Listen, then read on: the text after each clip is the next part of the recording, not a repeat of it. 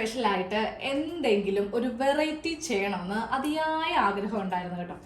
അപ്പോൾ അതിനായിട്ട് ഞാനിവിടെ ഈ ഒരു 2 ഫാബ്രിക് എടുത്തിട്ടുണ്ട്. അപ്പം ഞാനിപ്പോൾ കാണിക്കാൻ പോകുന്ന ഈ ഒരു ഐഡിയ നിങ്ങൾക്ക് ഒന്നെങ്കിൽ കുർത്തിയുടെ താഴെ പോർഷനിൽ ചെയ്ത് കൊടുക്കാം, ഇല്ലെങ്കിൽ കുട്ടികൾക്ക് പട്ടുപാവാട ബ്ലൗസ് ചെയ്യുമ്പോൾ അതിൻ്റെ ബ്ലൗസിൻ്റെ സെൻറ്റർ പോർഷനിൽ, ഇല്ലെങ്കിൽ നമ്മൾക്ക് തന്നെ ബ്ലൗസ് ചെയ്യുമ്പോൾ അതിൻ്റെ ബാക്ക് പോർഷനിലോ ഫ്രണ്ട് പോർഷനിലോ എവിടെ വേണമെങ്കിലും ട്രൈ ചെയ്യാൻ പറ്റിയ നല്ല ഒരു മോഡലാണ്. അതിനായിട്ട് നമുക്ക് എംബ്രോയ്ഡറി ഒന്നും അറിയേണ്ട ആവശ്യമൊന്നുമില്ല. ഇതേപോലത്തെ ലേസ് വെച്ചിട്ട് ചെയ്യാൻ പറ്റിയ നല്ലൊരു ഐഡിയ ആണ് കേട്ടോ. അപ്പം ഞാൻ ഇവിടെ ഈ ഒരു ക്ലോത്തിലാണ്, ഇതെനിക്കൊരു ഔട്ട്ഫിറ്റ് ചെയ്യാൻ വേണ്ടിയിട്ടുള്ളതാണ്, യോക്കിൻ്റെ പോർഷനാണ് കേട്ടോ. അപ്പോൾ കറക്റ്റ് ഇതിൻ്റെ ഈ ഒരു സെൻറ്റർ ഭാഗത്താണ് ചെയ്യാൻ പോകുന്നത്. അപ്പോൾ കുറച്ച് ചുളി വേണ്ടേ, നന്നായിട്ട് ഇത് അയൺ ചെയ്തിട്ട് ഇതിൻ്റെ അടിയിൽ ലൈനിങ്ങും കൂടെ വെച്ച് കൊടുത്തിട്ടാണ് ചെയ്തെടുക്കാൻ പോകുന്നത്. ആദ്യം ഞാനിതൊന്ന് അയൺ ചെയ്ത് നല്ല നീറ്റാക്കി കൊണ്ടുവരട്ടെ. അപ്പോൾ നമ്മൾ നന്നായിട്ടൊന്ന് അയൺ ചെയ്ത് എടുത്തിട്ടുണ്ട്. ഇനി ഇതിൽ നമുക്ക് മാർക്ക് ചെയ്യേണ്ടത് ഇതിൻ്റെ സെൻറ്റർ ഒന്ന് മാർക്ക് ചെയ്ത് കൊടുക്കാം. നേരെ ഇതേപോലെ ഇങ്ങനെ മടക്കി വെച്ചിട്ട് സെൻറ്ററിൽ ഒരു ലൈൻ, ജസ്റ്റ് ഒരു ലൈൻ ചോക്കിന് ഇതേപോലെ വരച്ചു കൊടുക്കാം കേട്ടോ.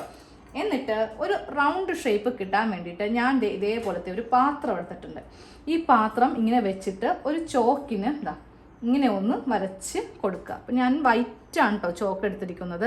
ഈ ഒരു ഫാബ്രിക്കിൽ നമ്മൾ വേറെ കളർ ചൂസ് ചെയ്യുവാണെങ്കിൽ അത് ഇങ്ങനെ പെട്ടെന്ന് ഇങ്ങനെ മാഞ്ഞു പോകാൻ ബുദ്ധിമുട്ടായിരിക്കും. വൈറ്റ് ആകുമ്പോൾ കുഴപ്പമില്ലല്ലോ. ജസ്റ്റ് ഇങ്ങനെ ഒന്ന് കട്ടിക്കൊന്നും വരയ്ക്കേണ്ട, നമുക്കൊന്ന് അറിയാൻ വേണ്ടി, ആ ഒരു ഷേപ്പ് ഒന്ന് അറിയാൻ വേണ്ടി മാത്രം ഇതേപോലെ ഒന്ന് റൗണ്ടായിട്ടൊന്ന് വരച്ച് കൊടുക്കാം. ഇനി ഇതിൻ്റെ അകത്ത് ഒരു ചെറിയ റൗണ്ടും കൂടെ, അത് നമുക്ക് കൈക്ക് വരക്കുന്നതായിരിക്കും നല്ലത് കേട്ടോ. ഇതേപോലത്തെ ഒരു ചെറിയ റൗണ്ടും കൂടെ ഒന്ന് വരച്ച് കൊടുക്കണം. എന്നിട്ട് നമ്മൾ ഇതിൻ്റെ അകത്ത് പൂവിൻ്റെ ഡിസൈൻ ഇല്ലേ, അതൊന്ന് ചെയ്യാൻ പോവുകയാണ്. അതായത് ഇതേപോലത്തെ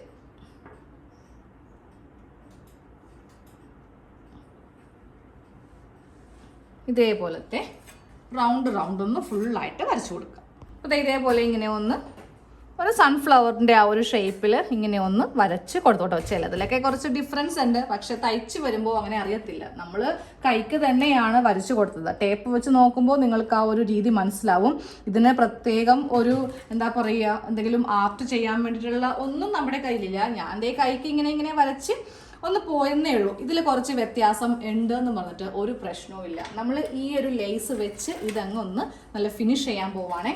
അപ്പോൾ ഇതിൻ്റെ അടിയിൽ ഒരു ലൈനിങ് കൊടുക്കുക. അല്ലാന്നുണ്ടെങ്കിൽ ലൈനിങ് നിങ്ങൾ വെക്കുന്നില്ല എങ്കിൽ ഒരു ഫ്യൂസിങ് പേപ്പറെങ്കിലും ഒന്ന് വെച്ച് കൊടുക്കണം കേട്ടോ. അപ്പോൾ ഇതേപോലെ വെച്ചിട്ടാണ് നമ്മളിതൊന്ന് തയ്ച്ച് എടുക്കാൻ പോകുന്നത്. അതെ, ഈ ഒരു ലേസ് വെച്ചിട്ടാണ് ഞാനിത് സ്റ്റിച്ച് ചെയ്ത് എടുക്കാൻ പോകുന്നത് കേട്ടോ. ഇപ്പോൾ ഓണമൊക്കെ ആകുമ്പോൾ നമ്മളുടെ കയ്യിൽ പല തരത്തിലുള്ള ഈ ഒരു ഗോൾഡൻ ഷെയ്ഡിൻ്റെ ലേസ് കടയിലുണ്ടാവും. ചിലപ്പോൾ നിങ്ങളുടെ കയ്യിൽ, എൻ്റെ കയ്യിൽ ബാലൻസ് അല്ല കേട്ടോ, ഞാൻ പുതുതായിട്ട് പോയി മേടിച്ചതൊന്നുമല്ല. അപ്പോൾ ഇത് വെച്ചിട്ട് ഞാൻ ഈ ഒരു ഫ്ലവർ ഫുള്ളായിട്ട് ചെയ്യാൻ പോവുക. ആക്ച്വലി എനിക്ക് എംബ്രോയ്ഡറി ഇല്ല കേട്ടോ, ഞാൻ ഇതുവരെ അത് പഠിച്ചിട്ടില്ല. കുറേ ട്രൈ ചെയ്തു, പക്ഷെ ഞാൻ ഫെയിലായിപ്പോയി. അപ്പോൾ ഇത് അറിയാത്തവർക്ക് ചെയ്യാൻ പറ്റിയ നല്ല ഒരു ട്രിക്കാണിത്. നമുക്കപ്പോൾ ആദ്യമേ ഇതിൻ്റെ ഈ ഒരു റൗണ്ട് ഷേപ്പ് ഉണ്ടല്ലോ, ഇതിൻ്റെ സെൻറ്ററിൽ ജസ്റ്റ് നീഡിൽ നിന്ന് ഉറപ്പിച്ച് നിർത്തിയിട്ട് നമുക്കിത് ചുറ്റി ഒന്ന് തയ്ക്കണം. അപ്പോൾ ഞാൻ ഇതിങ്ങനെ വെച്ചു എന്നിട്ട് ജസ്റ്റ് ഒരു സ്റ്റിച്ച് കൊടുത്തു കേട്ടോ.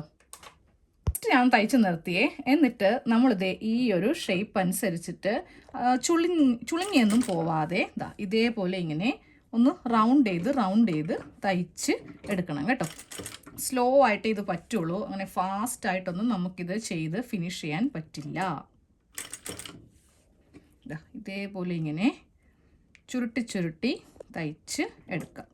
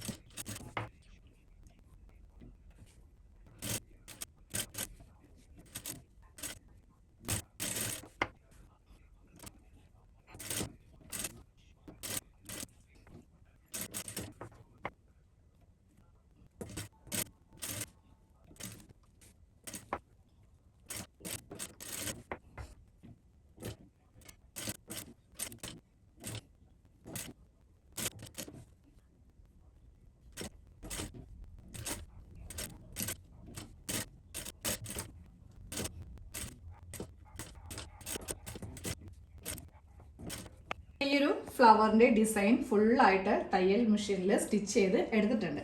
അപ്പോൾ ഇനി ഇതൊരു യോക്കായിട്ട് നമുക്കിവിടെ ചെറിയൊരു ബോട്ടനൊക്കെ കൊടുത്തിട്ട് അതെ ഇതേപോലത്തെ ഒരു യോക്കായിട്ട് പട്ടുപാവാടെ ബ്ലൗസിൻ്റെയൊക്കെ ഫ്രണ്ടിൽ അതായത് സെൻറ്ററിലായിട്ട് വെച്ച് കൊടുക്കാം.